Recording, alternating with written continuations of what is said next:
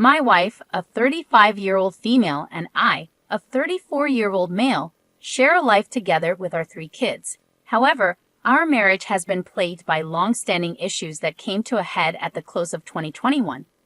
As a result, we decided to separate briefly, but in 2022, we reunited with the condition of attending therapy every 2 weeks for a year. Regrettably, we only managed to sustain the therapy for about 3 to 4 months. Both of us harbored reservations about our therapist, and my wife expressed that she didn't find it beneficial. We mutually decided to discontinue the therapy and began working on our issues independently. The primary reasons behind our therapy were: A. My wife no longer felt any attraction towards me. B. She didn't want any physical contact from me, feeling repelled by my touch, which extended to hugs, kisses, cuddling, or any form of affection. C. She expressed a desire to explore her sexuality with other people, either men or women. We had been together since our early teens and had only ever been with each other. She also wished for solitude, believing she would find happiness on her own. Initially, things seemed to improve, but recently, I stumbled upon an old confession she had written 18 years ago. It revealed an incident where a mutual friend had kissed her. While that was supposed to be the entire story, the confession detailed how much she enjoyed the attention and even initiated a kiss with the friend in a separate room. It hadn't progressed beyond that, but this revelation left me in turmoil. I confronted her about it, and she claimed it was so long ago that she didn't remember it clearly. She reassured me that our marriage had been faithful for the entire time and we had built a life together. I accepted her explanation, but acknowledged that it would take some time for me to process it. Despite this, I didn't believe our marriage was in jeopardy. However, recently, she disclosed that a mutual male friend, with whom she had been chatting, had been expressing his love for her and even made a remark about her appearance. Her response was simply, "Dude, come on," and he apologized. I was disheartened that she hadn't set clear boundaries earlier, especially when he suggested hanging out alone. On our special anniversary, my mood was somber. During our walk, she repeatedly inquired about what was bothering me. Eventually, I expressed my distress about the infidelity situation, her failure to establish clear boundaries, and her lack of effort in planning special activities for our anniversary. She became emotional and tearfully confessed her ongoing desire to explore her sexuality with other people, her enjoyment of the attention she received from other men, and her continued aversion to physical contact with me. She claimed that she had been pretending for a year, even though she didn't want any physical affection from me. She insisted that she didn't want to lose me or the life we had built.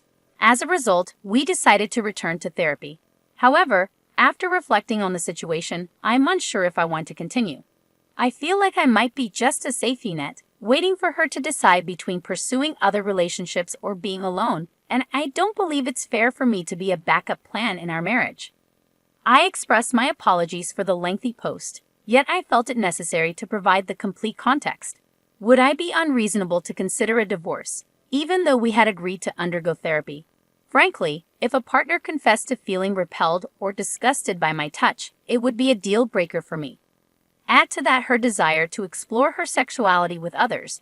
If she's inclined that way, she should pursue it in a different relationship.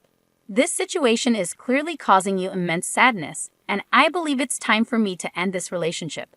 Possibly Zesty Close astutely observes that living with someone who finds the idea of touching me revolting is unbearable. Even if she changes her stance, I don't need justification to change my mind first. Alaufa sees her desire as wanting the comfort of a home, me, while not wanting to actually be with me. I've become her backup plan. I won't fall for her declarations of love or proposals to try therapy again. Her actions show a lack of respect, which renders any love meaningless. Wei's insight echoes this sentiment. She's using me for stability, making her life easier. I deserve better, and she deserves to learn that the grass isn't always greener. The crown and anchors question lingers in my mind. Why am I still in this marriage when my wife finds me physically repulsive? It's time to face the truth that she has been dishonest for a long time. It's clear she's using me, and it's time to end this relationship. I edited my post to address some questions. We both share household responsibilities, including chores, taking care of the kids, and communicating about household tasks. I'm not a neglectful or apathetic husband who sits idly by while my wife watches the kids and takes care of the household. I've always been actively involved in our family life. However, One reason I wanted to discontinue therapy with our previous therapist was due to a concerning incident involving my wife's inappropriate messages with a coworker. While I was at work, I was fixing a backup phone that our kids use when I noticed these messages popping up. I confronted my wife about them, and she initially denied their existence, claiming she had already deleted them. It was only when I revealed that I had seen the messages on the other phone that she apologized and confessed, subsequently ceasing communication with the coworker. However, when I shared this incident with the therapist, she brushed it off and made me feel like it was my fault. I realized she was prioritizing my wife's interests over mine. Furthermore, my wife has always had validation issues, losing her sense of judgment when someone compliments her or gives her attention. Despite trying for 20 years to be enough for her, she seems to hold other people's comments in higher regard. Despite all of these challenges, I can't deny that I love my wife with all my heart. We share 3 children, and the thought of losing 50% of my time with them through shared custody is something I wish to avoid. My wife remains the most beautiful woman I've ever laid eyes on, and she still has the power to make me feel weak. Even after 3 kids and 2 decades together, this is the most difficult decision of my life.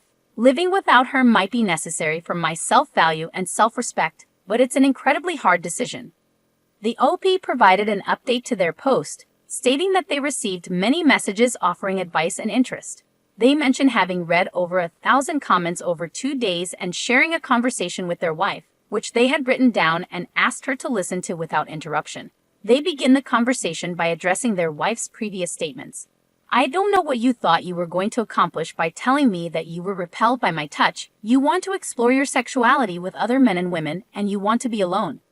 I think you thought that by being honest, it was the right and okay thing to do. However, it just showed me how little respect you have for me. I don't believe you realize how insulting and disrespectful everything you said is. You don't consider my feelings at all. You seek validation from other men and never set any proper boundaries until I find out or a line has been crossed. I can't remember a time in 20 years where you've said, "Stop, this is inappropriate, and it shouldn't go any further." You allowed a mutual friend to tell you he loved you and liked your ass, and you weren't the one to stop the communication, he was. His therapist could tell the conversation was unhealthy, and I could see it too, but you couldn't.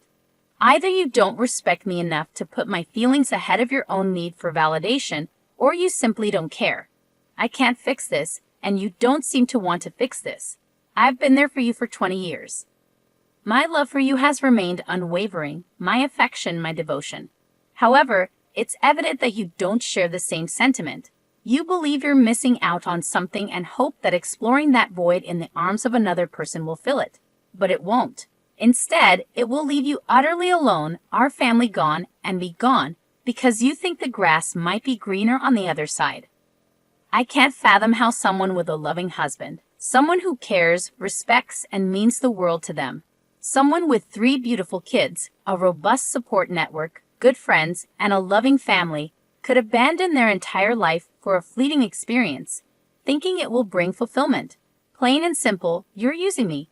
I've become a safety net for you, a place to return to while you explore. But I'm not a fallback option. I'm not a safety net. I am a person who deserves love, touch, romance, and admiration. I deserve respect and reciprocation. I want to be crystal clear. You not telling me about these issues and letting an entire year pass while I thought things were improving is a form of deceit. I'll be attending therapy by myself to understand why I've allowed such abuse and neglect from the person who was supposed to guard and protect me, the one I thought I'd share my life with forever. I'm not asking for a divorce right now, but things need to change. You must attend therapy by yourself. After 6 months of both of us being in therapy, we can consider couples therapy. During this time, you need to stop seeking validation from other men. I don't want to police your conversations, but daily interactions with single men are inappropriate until you can clearly define and enforce boundaries. If these boundaries are broken, you'll have to win me back. Woo me, make me fall in love with you again. I expect romance dates and affection in our daily lives. Rejecting romance because you don't like it and deciding that I don't deserve it is incredibly selfish. I won't accept an open marriage under any circumstances. Monogamy shouldn't be too much to ask. If it is a deal breaker for you, then we can divorce and you can pursue other relationships. I understand that my demands may seem firm, but I'm standing up for myself and what I deserve. I refuse to settle for just enough any longer. If anything I've expressed here leads you to decide it's time to end our relationship, we can move forward with a separation and initiate divorce proceedings. We'll sell the house and reach a mutual 50-50 custody agreement for our children. I want to emphasize that I have never and will never use our children to hurt you, and I am committed to co-parenting with you to the best of my abilities. Despite the stark tone of my words, I want to reiterate that I love you with all my heart and still wish to spend my entire life with you, watching our children grow up together. However, I can no longer accept being an afterthought or playing second fiddle to an imaginary life you might want to pursue.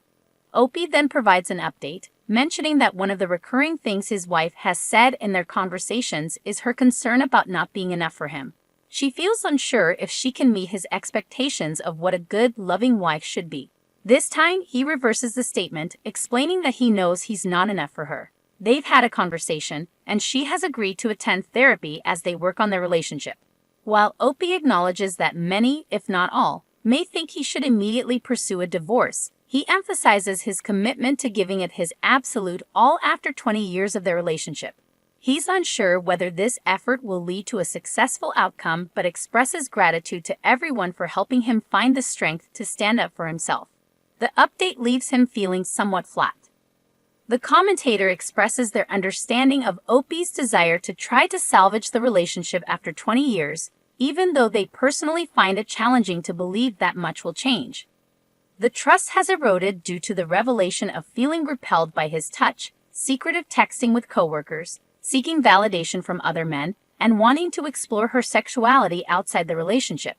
The trust was lost early on for the commentator, and they would have chosen to leave. They conclude by asking the audience for their thoughts on the situation. Let's move on to another story. Our next one comes from a suggestion on Twitter from Oreo. Thanks for the suggestion. This story is from Skoto1981, who writes, "Just overheard my husband declaring his love to someone else. I'm sitting on my couch, 10 minutes away from my 60th birthday today. My husband and I have been married for 35 years. We were at the doctor's office, as he's undergoing tests due to suspected cancer, making it an emotional day. He's currently on the porch, and I overheard him talking. Wondering who he was speaking to since no one else is here, except his dad in the bedroom, I decided to listen in. I heard him say things like, 'I love you more than anything. You're my soulmate, but we can't start our life together until I know if I have cancer or not, because I don't want to burden you with that.' He even mentioned his biopsy appointment and expressed how much he loved this person. He has never declared his undying love to me or referred to me as his soulmate. I was initially confused, but then it hit me. We currently take care of his 87-year-old dad, who lives with us. We have grown kids, some living nearby and others far away. I'm perplexed about how he plans to start his new life. Will he take his dad with him? Does he intend for me to leave? We have plans for trips and other things, and my head is spinning. I'm not entirely shocked though. 10 years ago, I stumbled upon his adult friend Finder profile. I created my own profile and started conversing with him, and he was making plans with me, not knowing it was me. I confronted him, and after some effort, we worked things out. A few months ago, I saw his Kindle with a webcam on, connected to the Adult Friend Finder website. I chose not to confront him then, as I didn't have the energy for another confrontation. So I'm here now, contemplating what to do. Do I stay quiet and watch the lies and deceit unfold? Or do I go to the bedroom where he's sleeping and confront him about this life-changing situation? I'm the kind of person who avoids rocking the boat, and I prefer to remain unnoticed. Every man in my life has let me down, from my abusive, alcoholic father to every boyfriend before my first husband and now my current husband. The only man who hasn't hurt me is my son. Right now, it's too early to call my kids, family, or friends. I need to process this and decide how to proceed. One of the top comments on this post offers 3 choices, stating, "As far as I see it, you have 3 choices. First, the path of logic. Quietly consult a divorce lawyer and figure out what you need to do to protect yourself financially if he leaves. Make sure you have your own bank account and start keeping records of your income and expenses if you haven't already done so. If he participates in any household tasks you're unfamiliar with, learn from him so you can handle them independently. Get your affairs in order and plan your next steps in life. The emotional route involves storming into the bedroom, demanding to know who the woman is, insisting on seeing his phone, displaying your passion, reminding him of your contributions to the relationship, demanding he ends the affair, and attending marital counseling. You could make him sleep on the couch or ask him to leave altogether, ensuring he faces the consequences of his actions. The aim is to shake things up, offering a chance for reconciliation. However, bear in mind he might not want to reconcile, which could lead to a quick divorce or him becoming more adept at concealing his affair, maintaining the status quo. Another passive approach involves doing nothing, pretending you didn't hear anything, carrying on as normal, and hoping he won't blindside you with a divorce. Alternatively, you could simply accept whatever fate awaits, adopting an extremely passive stance due to the emotional strain. Raven responds, suggesting another option: leave, then consult a lawyer. Kate proposes a more assertive approach, advising you to relinquish all the responsibilities he placed on you, stop caring for his elderly father, divide the bank accounts, and serve him with divorce papers immediately. Kate doesn't recommend waiting to find out about his cancer diagnosis, as he believes you should prioritize your well-being and financial security.